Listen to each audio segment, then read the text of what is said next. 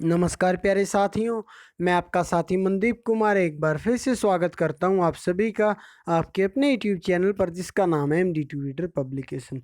तो फ्रेंड्स, आज की इस वीडियो में बात करेंगे जो भारत सरकार के द्वारा और भारत की जो कैबिनेट है, भारतीय जनता पार्टी की जो सरकार है, उसने नई शिक्षा नीति को जो है कल मंजूरी दे दी है।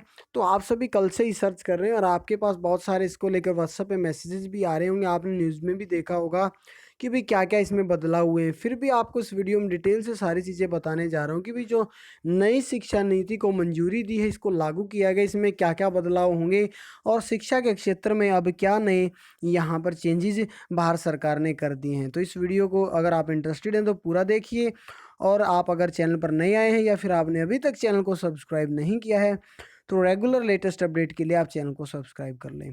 तो फ्रेंड, चलिए एक-एक करके जो ज़रूरी और अहम अपडेट आ रही है नई शिक्षा नीति को लेकर, वो आपको बता देता हूँ। देखिए, 34 साल बाद हुआ बदलाव। ये जो नई शिक्षा नीति, इसको लेकर 34 साल का लंबा इंतज़ार वो ख़त्म हो गया है। नई शिक्षा नीति कैबिनेट से मंजूर हो चुकी है। 5वीं तक की जो पढ़ाई अब मातृभाषा में होगी। स्नातक तक यानी ग्रेजुएट तक एक प्रवेश परीक्षा ली जाएगी। और जो हमारा मानव संसाधन विकास मंत्रालय था, उसका नाम बदलकर शिक्षा मंत्रालय कर दिया गया है, ठीक है? तो हमारे जो नई शिक्षा नीति की जानकारी देते हैं केंद्रीय मंत्री निशंक एवं प्रकाश जावड़ेकर। तो केंद्र सरकार ने बुधवार को बहुप्रतिष्ठित प्रतीक्षित शिक्षा नीति को मंजूरी दे दी है। राष्ट्रीय शिक्षा नीति में 34 साल बाद हुए व्यापक बदलाव में मेडिकल, आर्किटेक्चर और विधि को छोड़ पूरी उच्च शिक्षा का एक नियामक होगा। साथ ही स्नातक तक एक ही प्रवेश परीक्षा होगी। 5वीं तक मातृभाषा या क्षेत्रीय भाषा में पढ़ाई होगी।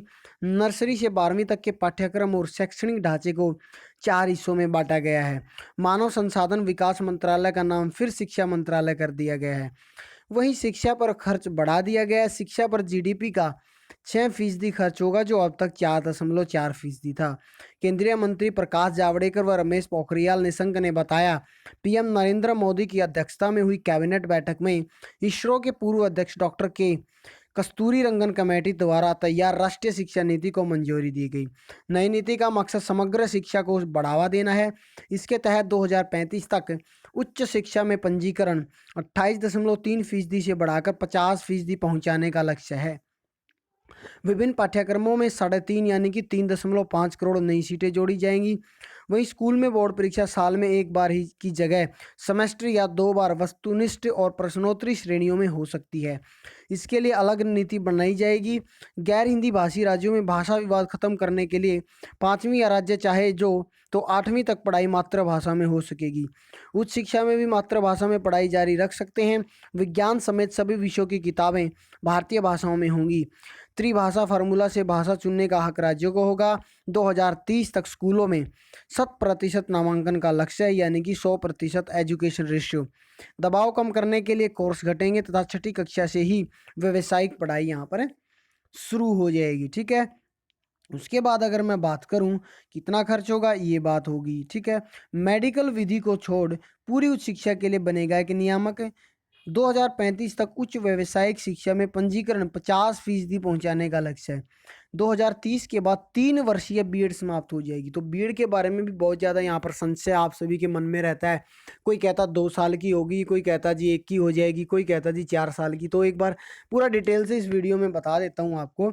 2030 के बाद 4 वर्षीय इंटीग्रेटेड बीएड वाले ही स्कूलों में पढ़ा सकेंगे। 2 साल की बीएड डिग्री भी होगी, लेकिन उन्हीं लोगों के लिए जिन्होंने कुछ विशेष विषयों में स्नातक किया हो। यानी कि अगर आप +2 के बाद बीए करना चाहते हो तो 4 साल का इंटीग्रेटेड आपका कोर्स होगा, जिसमें ग्रेजुएट प्लस बीएड आपको एक साथ करा दी जाएगी। अगर आप ग्रेजुएट हैं तो आपको 2 साल की बीएड करनी होगी, लेकिन अगर आप पोस्ट ग्रेजुएट हैं तो आपको फ्रेंड्स 1 साल की बीएड का अवसर मिलेगा, ठीक है? 1 साल का बीएड प्रवेश प्रोग्राम भी होगा, लेकिन पोस्ट ग्रेजुएट या उसके बराबर योग्यता वाले छात्रों के लिए। अब मोदी जी ने इसके बारे में क्या कहा? भारत बनेगा जीवंत ज्ञान केंद्र। मोदी विद्वता, अनुसंधान एवं नवोन्मेष के दौर में नई नीति से भारत जीवंत ज्ञान का केंद्र बनेगा। कामना है कि शिक्षक के उजियारे से देश का भविष्य रोशन हो, समृद्धि हासिल करें, नरेंद्र मोदी। तो फ्रेंड्स, ये देखिए, अब बात करते हैं 5-3-3-4 के तहत होगा नया पाठ्यक्रम व शैक्षणिक ढांचा। फाउंडेशन, नर्सरी केजी व अपर केजी की जो कक्षाएं होंगी उन्हें हम फाउंडेशन कोर्स में रखेंगे। प्राथमिक में तीसरी, चौथी एवं पांचवी कक्षाएं होंगी, ठीक है। माध्यमिक में छठी, सातवीं और आठवीं कक्षाएं होंगी। सेकेंडरी स्टेज में हम 9वीं से 12वीं की कक्षाएं रखेंगे, ठीक है। तो फ्रेंड्स, ये नई नीति की जो अपडेट आ रही थी आपको आज के इस वीडियो में बताया। फिर भी कोई डाउट है, क्वेरी कमेंट बॉक्स में कमेंट करें। आज के इस वीडियो में फिलहाल इतना ही। धन्यवाद।